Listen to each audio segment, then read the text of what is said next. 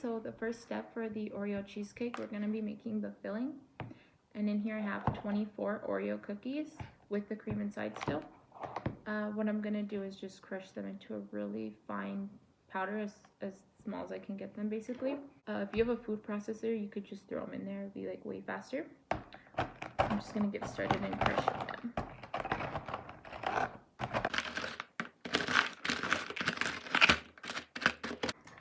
Okay guys, so I finally finished crushing the Oreos. I'm not gonna lie, it took like a really long time by hand. Kind of wishing that I would have just used my food processor, but I wanted to do it by hand so that you guys could see. It did take, I would say it took about 10 minutes.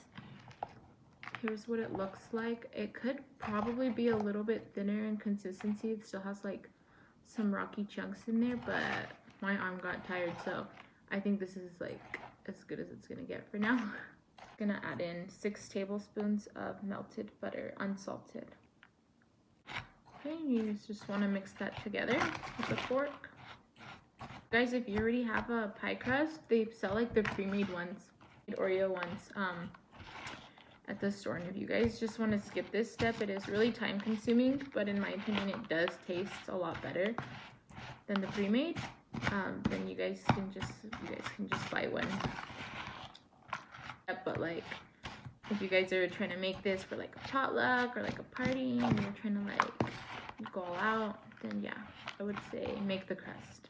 They're melted in together. It's gonna look like this, just kind of wet, mushy. I'm gonna use my springform pan.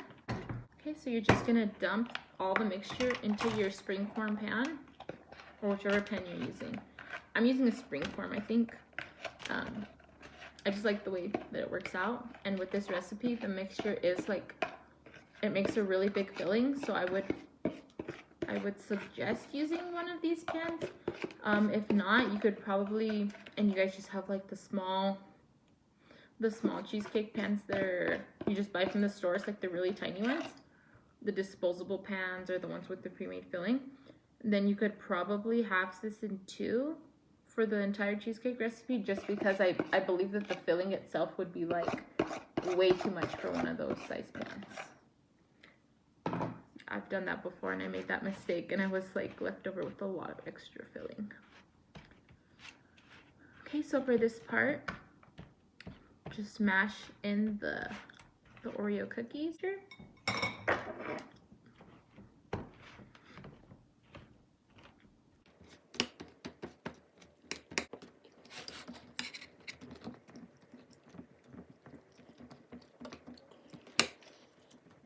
So now that you have that, this is what the bottom looks like. Make sure you put it in the fridge because it's gonna help the bottom really like stay together. So yeah, throw it in the fridge. It's gonna be 4 blocks of cream cheese. I would say leave them out for like a couple, I'd say maybe like 2 hours so that they can come down to room temperature. The reason is because if you take them right out of the fridge and you're trying to beat the mixture together, you're gonna get little lumps of cream cheese that aren't gonna like, they're not gonna mix into the whole mixture, and you're just gonna have tiny little pieces that literally taste just like cream cheese. So if you're in a hurry and you don't have time to leave them out for an hour or 2, like I did, I just bought mine from the store and they're still cold. So I'm gonna throw mine in a bowl and I'm gonna pop them in the microwave for like 20 seconds. And yeah, and then after that you can just use them. I just finished microwaving my cream cheese, and as you can see, it's not as hard as it was. It's like way softer. So see, it's gonna mix in way better than before. When it's cold, like I said, you'll get little like clumps of cream cheese that are just gonna be like unappetizing in your cheesecake when you're eating them. That happened to me once and it was pretty gross. Set my big mixing bowl down right here, and I'm gonna throw in my 4 blocks of cream cheese. To your 4 blocks of cream cheese, you're gonna add in 1 cup of your granulated sugar. And you're gonna add in 2 tablespoons of all-purpose flour. And the pinch of salt you add, I would say, I mean, it's gonna be really tiny, like tiny little pinch. Okay, and now that I have that all together, I'm just gonna start blending it.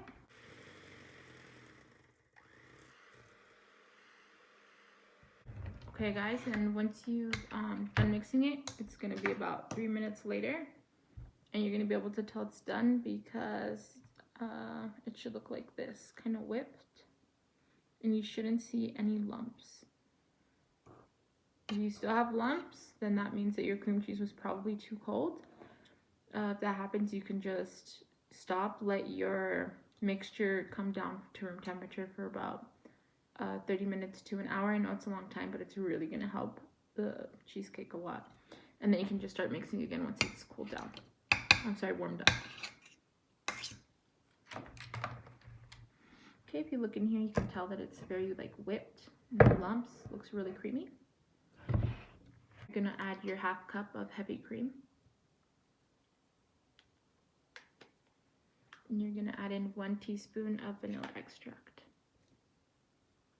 You're going to mix that again for another 2 minutes.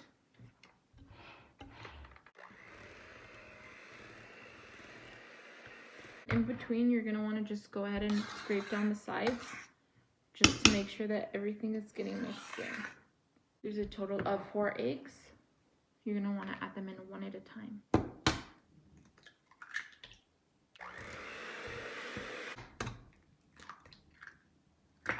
Second egg. My third egg. The last egg, it's just an egg yolk. You don't use the egg white. So it's a total of 3 whole eggs and 1 egg yolk.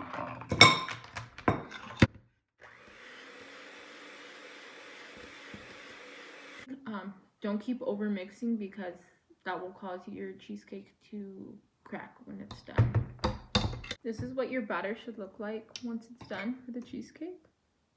It's like very creamy. I have 12 Oreo cookies here, and I'm just gonna chop them up. You kind of want like chunks of the Oreo in the cheesecake.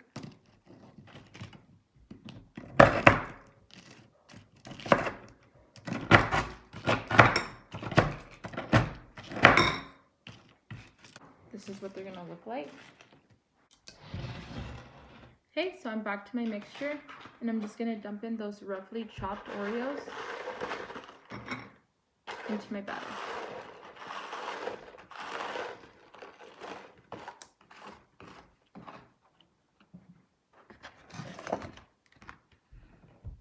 Don't use the electric mixer again because, like I said, if you overmix the batter, it's gonna cause your cheesecake to crack.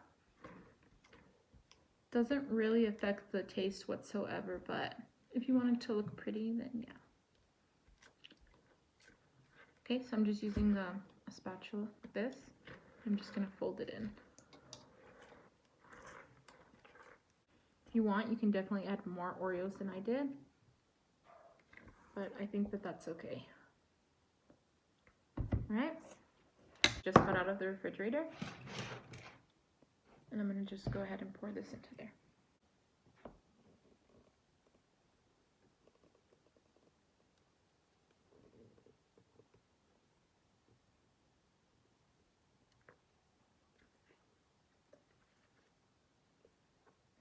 And this is probably the biggest cheesecake I've ever made.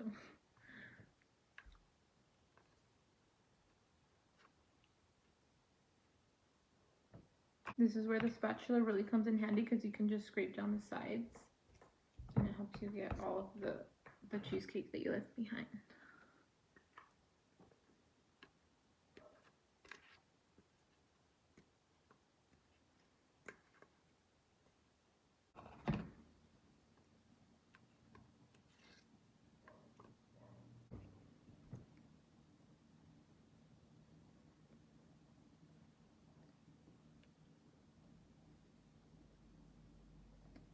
All right, and with your spatula, just gently press till it all looks even.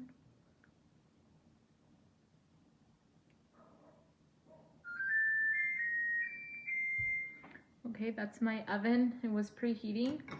It was preheating at 350 degrees. Now, you're gonna wanna tap your pan onto the table or countertop. And that's just gonna release any air bubbles there's in there so that it can be completely flat. You can get a really even pie. Okay, now I'm just gonna pop it into my oven at 350 degrees for about 50 minutes. Okay.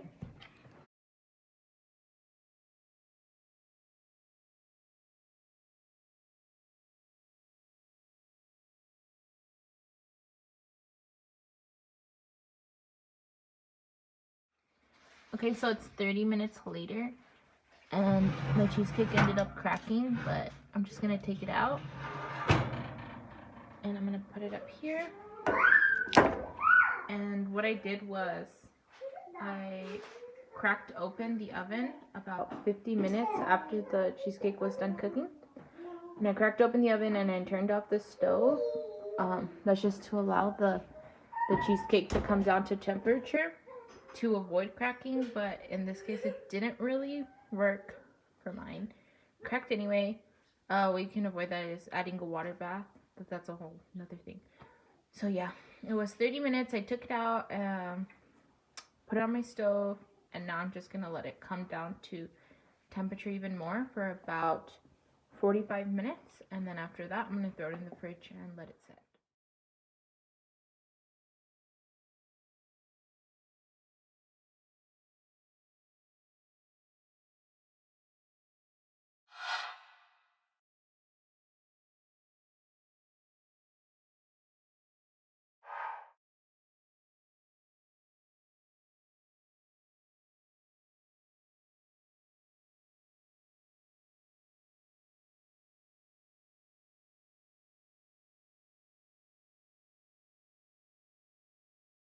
Can I decorate it too? You can, Annie. Yes, baby. Okay. Give me it. Hold on, baby. Give me one. No. Put it. No. Okay.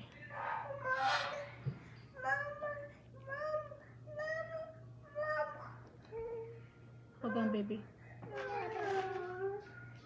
Hold on, baby. Carry tomorrow.